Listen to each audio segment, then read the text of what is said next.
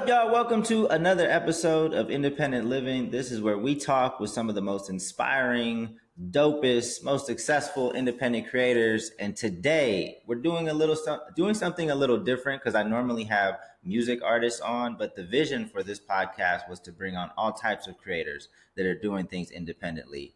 And this young lady definitely represents everything I just said. Nyla Symone, appreciate you being here. Dame, thank you for having me, and also thank you for using your platform to shine the light on people who are creating independently, because it's not easy. No, and So we are going to talk all about that. But for the people that aren't familiar, let everyone know all of your different titles and all of the things that you're doing currently. Yes. Okay. So I'm a DJ, radio personality. I have a segment on the Breakfast Club every Friday called Pass the Aux. And I'm also part of a collective, a New York City collective called Certified Vibe, where we highlight artists once a month with a showcase. And I'm a podcaster. I have a podcast called We Need to Talk, where I do the same thing, just highlight artists who might not be mainstream or you might not have heard of, but they make really dope music. Yeah. So let's start off, because in this independent journey, there are always kind of highs and lows. Like sometimes you're riding a high and sometimes things just aren't going as expected or as you would like. How are you feeling currently about the things that you're working on and just kind of the space that you're in? Right now, I'm on a high, honestly.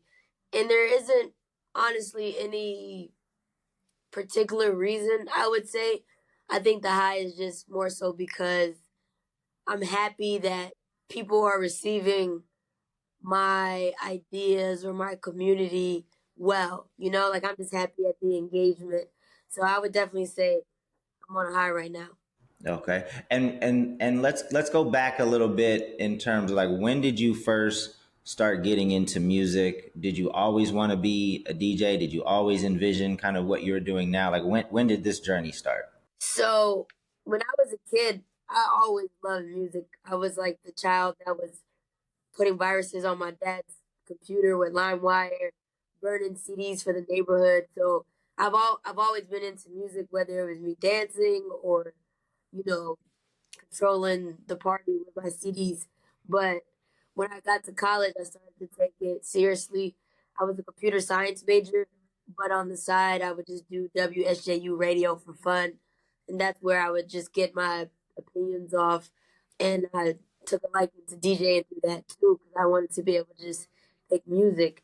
And then when, so when I was in college, I started interning at the Source magazine, and then from the Source magazine, I started interning at Power 105. And when I got to Power 105, that's when I was like, all right, this is a fit, because I'm seeing DJs, I'm seeing DJ Clue, DJ Self, people I've looked up to, DJ Spank King, who I've purchased music from him. I get to see them in real time and indirectly learn from them in real time as well. And then same with working under Angie as a personality, doing interviews. It's all things that like I've admired and like inspired to do, even though I never thought I could actually do it as a career. Like I was a computer science major, not because I have a love for IT, but because I'm trying to pay bills and, do something, make a living for myself. But only in New York, I feel like, or New York is just one of those special cities where if you do have a dream in like music or a creative field, it can actually come true. So yeah, it started in college, and then I just never left. So, I mean, those are some pretty important brands in the music and hip hop space. We talk about getting experience at the Source and then at the radio station. How did you get those initial opportunities? Because I think there's going to be a lot of people listening to this like, oh, I would love to just go work at the Source, or I would love to just go work at the radio station. But there's probably a lot of people that would want those experiences. How did you get those initial experiences? Right. So for the Source, well, I had started like my own blog with my radio show that I was doing in college. And through that, I ended up getting an internship at a smaller blog called The Nocturnal, where they just wanted me to write. So I was just writing. I worked for the IT department at St. John's as well. So while I'd be waiting for somebody to need help, I would just be writing these articles. But then I saw online that the Source was doing a casting call for talent. So I showed up. It was a bunch of people that they had. It's actually still online right now. You can go watch it. But it was DJ Drama, Simone, and this guy named Kari, and they all worked there. But they're pretty much the judges, so they just had talent come through all day, and they asked a few questions. You had to do your elevator pitch, and that was it. But I went to the audition, and they picked me.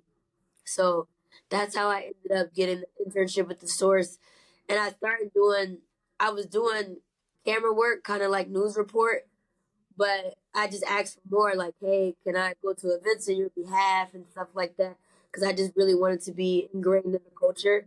Actually, the first event they sent me to was Troy Ave and Tory Lane show where the whole shooting went down with Taxstone. So it was very hip hop experience for my first like on site show. So you were there when like shots rang out and Yes, I got trampled. Oh my God. That's all bad. Yes, All bad. it was all bad. But I mean, yeah, I lived to tell the story, so I'm not mad. And then for Power 105, Angie Martinez was promoting her book, so she wanted to come to St. John's because J. Cole wrote the Ford and he went to St. John's. So she allowed two students to interview her. And the two students that she picked were me and then Gabe, who runs On the Radar. And in the middle of the interview, this is also online too. I like shoot my shot, like, hey, I would love to get an internship. I've been applying, but nobody's responding. And then she kind of like waved me off. But then the next week, she called both of us and was like, I would love for you guys to come in for an interview. Mm. Yeah. So that's what I wanted to kind of uncover, because you see all these amazing things that you're doing now and all of the opportunities that you've gotten, and people are like, how do I get these opportunities? And it just seems like just some of the similar qualities that when I've talked to other people that are successful, it's consistent, right? It's like there in your story, it seems like there's a certain level of proactivity. There's a certain level of like just showing up, making yourself available, letting people know you want to that you can help and contribute to something, pitching new ideas.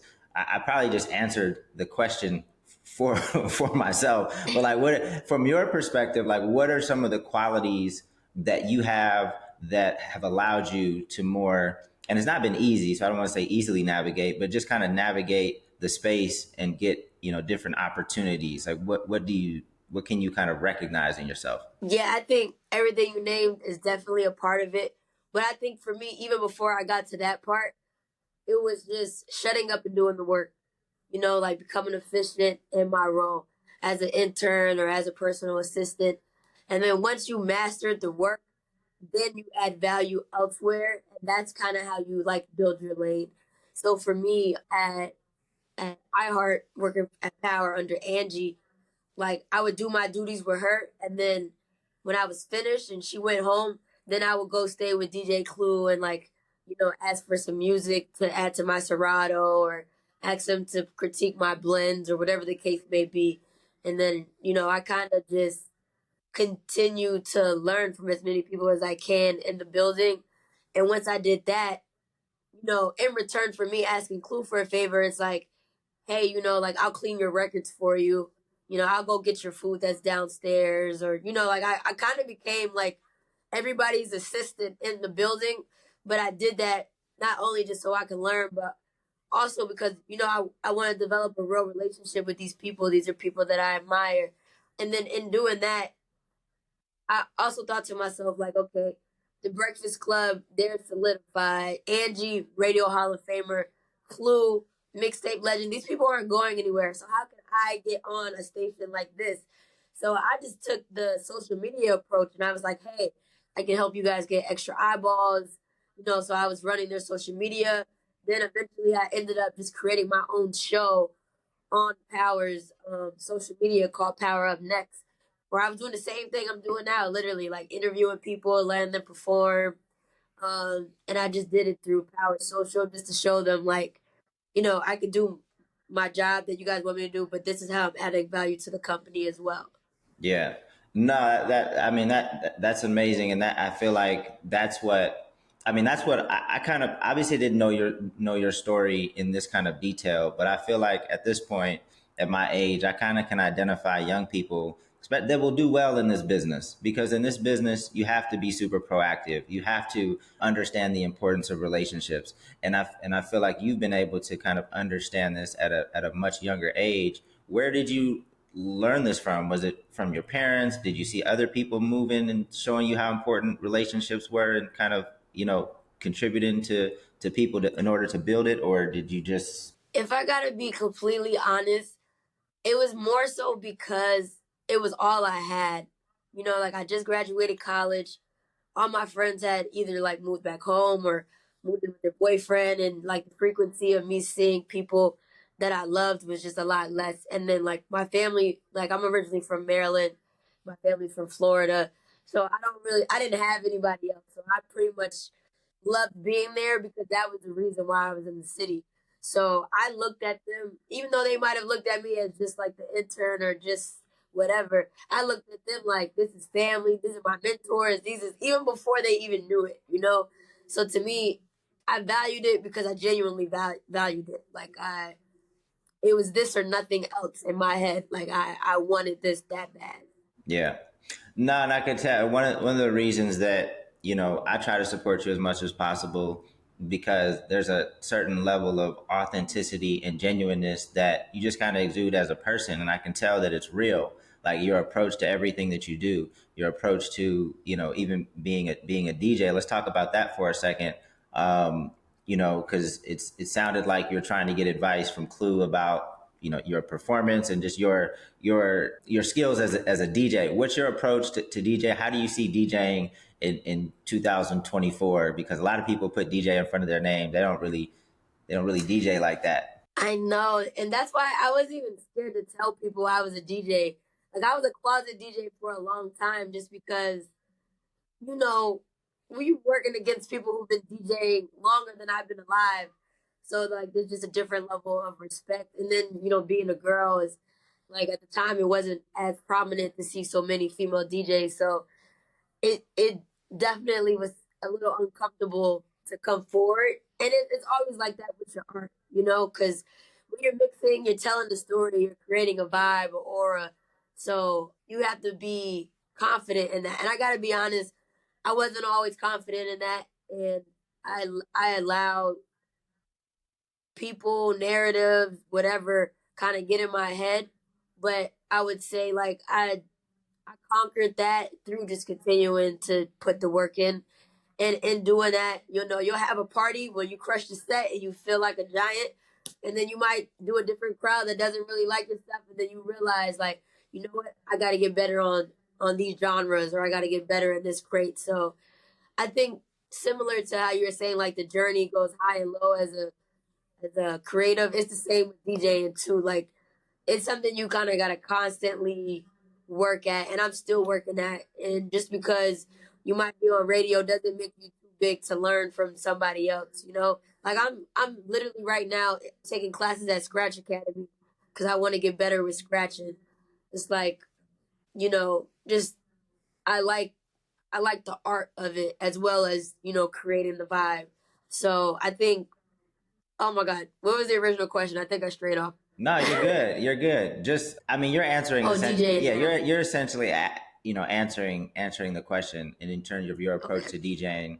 But I do have a specific question about around AI, because AI is impacting, the artist experience, the producer experience. How, if at all, is AI impacting the DJ experience, and how are you kind of protecting yourself so that people don't just start using some type of AI and they continue to hire you to, DJ parties and events? That's a good question that I can't even say I have the answers to because I don't think we've really seen it hit the DJ market yet. Like, I haven't seen AI put together a mix, but obviously, it's being used with playlists. I think playlists are now like the new thing where it's like, okay, I want a playlist of 50 songs that sound like Not Like Us or, Nelly Hot in here, top 40s.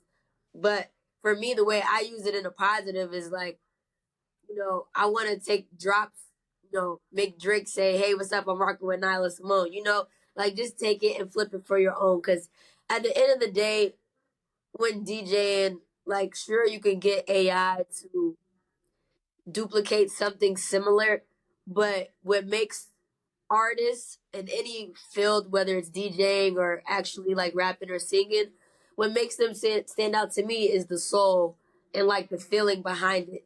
AI doesn't have a feeling regardless of how you try to do it. So the feel could be, the way I'm dancing as I'm playing the record, it might entice you to kind of want to, bop the same way. So some things are just irreplaceable, but if you're just trying to get the job done, then fine. Yes, AI can work. Yeah. Well, let me answer my own question and I think that's a great answer, but I want to add to it for people that might be listening, Okay. like that are scared of AI, right? Like, I don't think AI can, if you have a strong brand, right, and people know what you represent, what you care about, I think people are going to still continue to rock with you. If you understand the importance of relationships, if you have the relationships in place, people are going to continue to hire you and want you to be at their events. And what you just said, if you are a great performer and you just bring that energy, AI can't duplicate that. So I think there's going to be a lot of ways to protect yourself from AI stealing your money or stealing your opportunities. And I tell producers the same thing, man. There's going to be AI is getting better in terms of just clicking a button and popping out a beat. However, if you put yourself forward and you start establishing a brand and you start to have fans of your brand and those relationships are intact, like, you'll continue to do well. And now it's just about how do you use AI to be more efficient? How do you use AI to make your beats better? But there's definitely AI should just be embraced instead of looking at it as a threat to your business. If it's a threat to your business isn't that solid, in my opinion. Yeah, and you know what I think is gonna force is it's gonna force people to actually be creative because getting the job done is like one level, but those who thrive are thinking outside the box. So, like, now that you have a button that you could press and get the job done, like, what makes you different? You got to be creative. Yeah. And this was gonna be a question, and you kind of alluded to it in an answer a little bit earlier. Was just your experience as a woman in the space?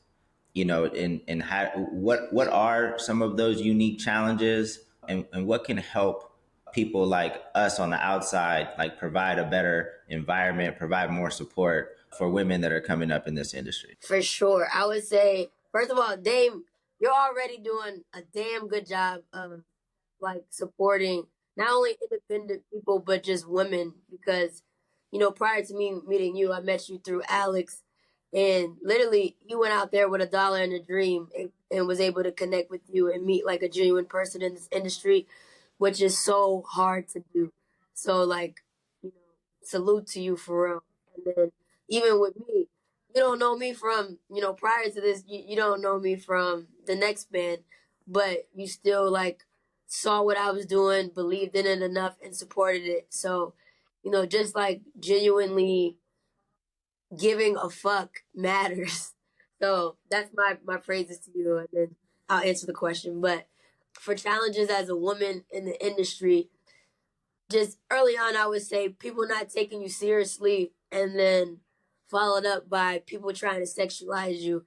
And I mean, we see it. It's just the way the culture, American culture is. Like, they use your sexuality against you, whether to bring you down or to just put you in a box as if, like, your opinion's not needed here type thing. So those two things I kind of faced. And I was really leaning on, before I, like, pivot to certified vibe, I had made my DJ tagline the pretty tomboy because I just wanted everybody to look at me as, like, one of the bros. Like, all right, oh, she a tomboy, like she's one of us. We could talk around her. That's what I wanted. I wanted everybody to feel comfortable. But now, as I'm older and I'm more like self assured, the advice that I would give to another woman entering this field is all the things that are your disadvantage are really your advantage, and to lean all the way into it. Like, people are trying to belittle you for it, but really you should embrace it. And I wish I embraced it a bit earlier. But yeah, I've had men tell me I'm just a project or threaten to unplug my USB at parties and stuff like that. And it's really just corny New York haters in reality. Like, me doing what I want to do is never going to be stopped, whether you unplug my USB or not. Yeah. No, I think that's great advice. Do you get a lot of women hitting you up, like asking you for advice? Are there? Not really. I mean, sometimes I get it. It be men and women actually, but it's never like women coming to me in particular because they're being harassed by men. Honestly, and even when I do throw parties, I try to make sure I book female DJs just because. Another thing I used to struggle with early on too was like when I was getting booked in the city, they would never pay me. Like they would say, "Hey, we have $250 for you to do 4 hours," and I'm like, "All right, great." And then I'd spend train money at the time. That took a lot for me to spend that extra money to take the train to go do these parties, and then the end of the night, the promoter's gone. But like I said, I don't got no friends, no family here, no muscle, so I can't really do anything. But that happened to me a lot in the city and discouraged me from wanting to do nightlife activities. So I kind of leaned more corporate.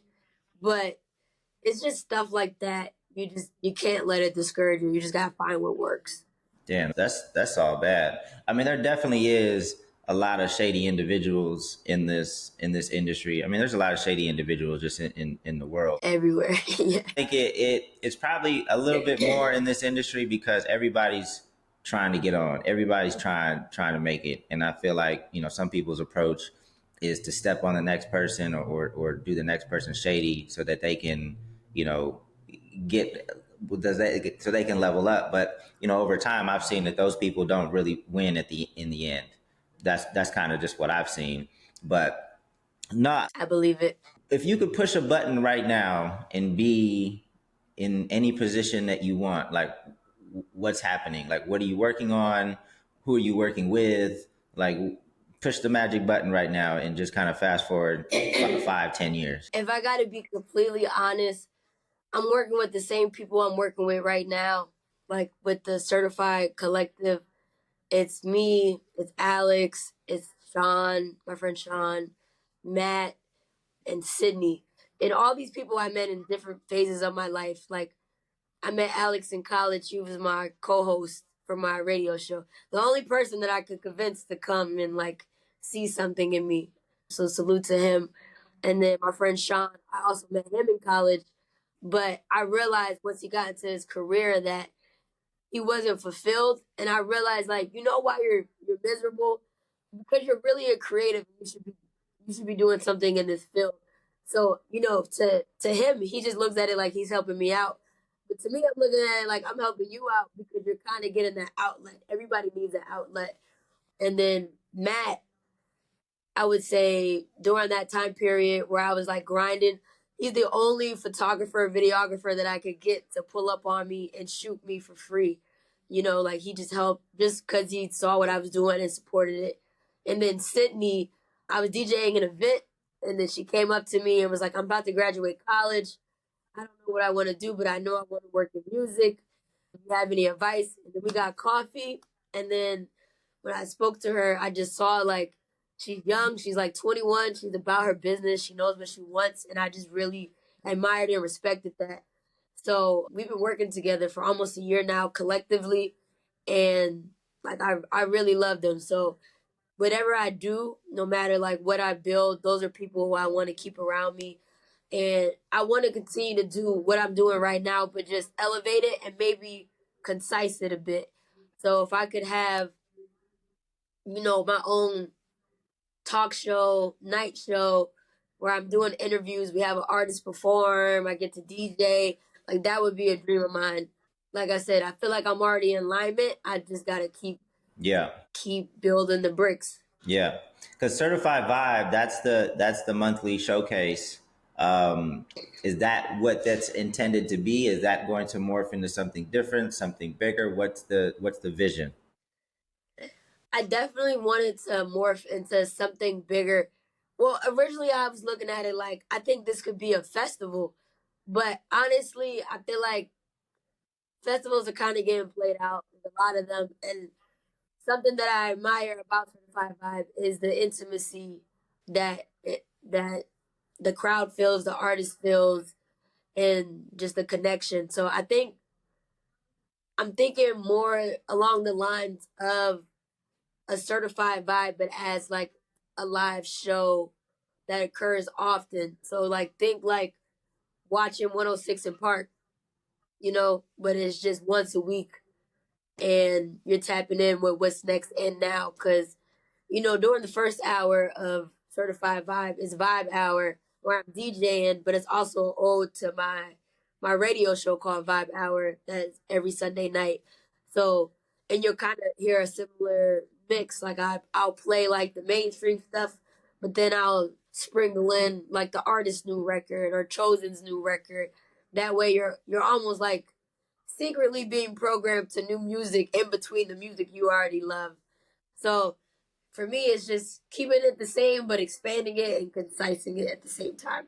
Dope. Nah, the certified vibe event was really dope. I'm glad my guy Chosen was able to perform. He's super talented. That was an amazing pick. I gotta say, he was my favorite one from the night. He wasn't even a headliner, but phenomenal. Yeah, nah, he can really sing. When I only met him this year at South by Southwest, and I just happened to, go to a showcase that he was performing at.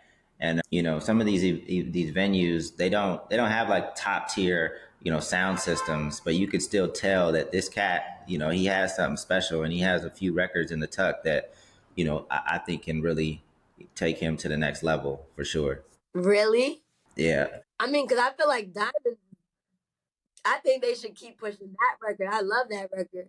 I mean, but you don't just don't want to just release every record at once. I mean, he's definitely got, the record that he sung was great. The record that I'm talking about is like it's a record that will be played at weddings for years to come. Like he's a young cat, but you can tell that, well, I know he grew up in the church, and you could tell he's got a lot of older folk influence in him. So I'm excited to see what happens. I know he's about to go on tour with the artist. Unfortunately, I'm going to miss the LA date because I think it's next week, and I'll be in Nashville for Music Biz. Mm.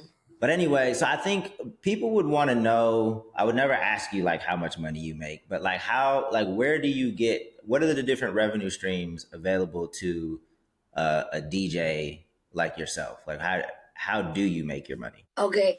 It's so funny. Somebody on a different podcast was like, how'd you feel when you made your first million? I'm like, million what? Million what? I don't even have a million followers, but I would say this. Being a creative, like, you'll probably go in debt before you actually see your fruits of your labor. So, because who is funding your ideas? Yeah, you got an idea, but you also got real life to pay for. And then if you want your idea to happen, you're kind of gonna have to balance between both. So being a DJ alone, you're already having a abnormal schedule compared to most people. So when most people are having their 9 to 5, you're probably sleeping, preparing for the night because you really work the nightlife. But for my situation, I would say every step I had to finesse money a different way.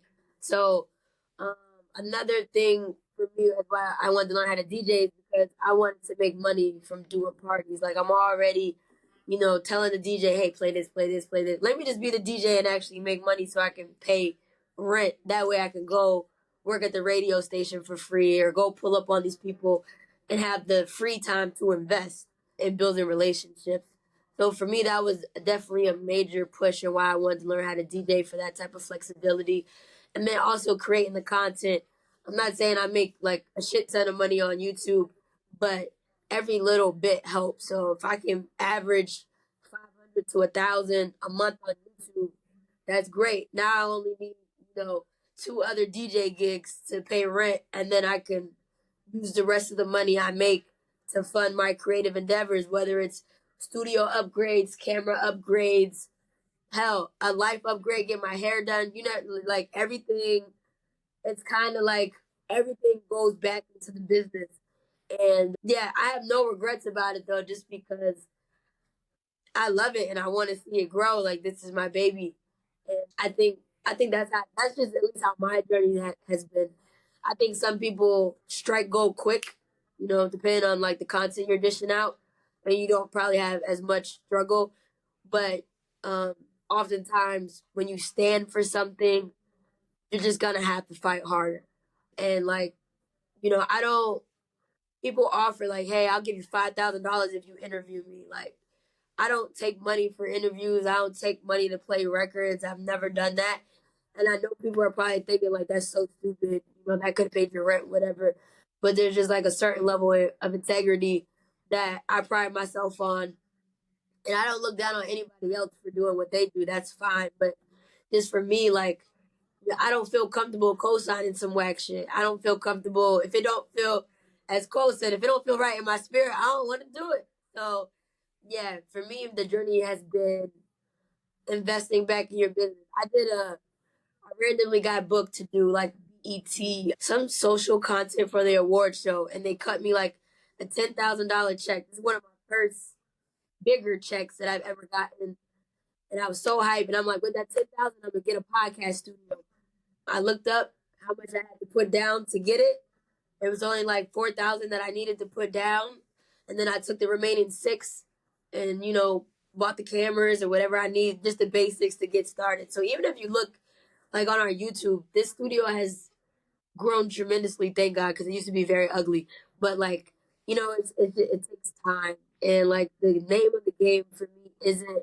No, I want to make a living off of it and a good living off of it. The name of the game for me isn't get rich quick. Like the name of the game is do what you love. Passion and paychecks, I guess. That's where I'm at. Nice.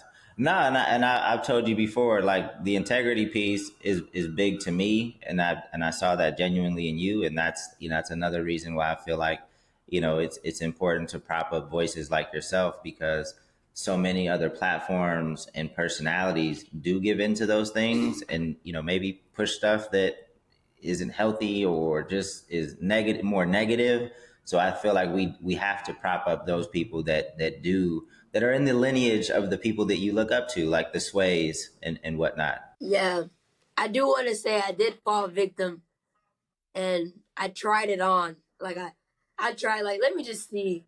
This can't be that bad. And when I did it, it didn't feel good. And I did that with What was it? I co-signed an artist I didn't really like, you know what I'm saying? Or like I worked with an artist I didn't really like. Well, not that I didn't like them as like people, but like I might not have necessarily loved their music, but just because I wanted to build a resume or whatever the case may be, I'm like, you know what, let me do it. Or like, let me try to make sense of why this is great. When in reality, I know I don't really like it, but because there's so much hype behind it, I'm like, there has to be something. And in reality, no, there's nothing there. It's just hype. So I've fallen victim to the hype, but I'm back. No, I mean I think there's a lot of temptation to sacrifice your integrity at different moments, especially when you're in a low and you're figuring out like, damn, I need to do something, like nothing's working. So those are the moments where I feel you're more susceptible to, try something that probably isn't healthy long term. Because you might get a bag or you might get an opportunity by sacrificing your integrity in the short term. But I truly believe that in the long term, those opportunities are going to dry up because you're going to develop a relationship that's more negative, or you just won't feel good inside, and eventually, that's going to be that's going to eat you from the inside out. So cool. I definitely have enjoyed this conversation. I look forward to many more. Maybe we can have you back in a few months and just keep us updated on what's going on in your world. Are there any last words of encouragement for other creators that maybe you've received or maybe that just came out of your own experience that you would like to share? Honestly, yes. There's a few. One, especially to the women, don't let anybody steal your confidence.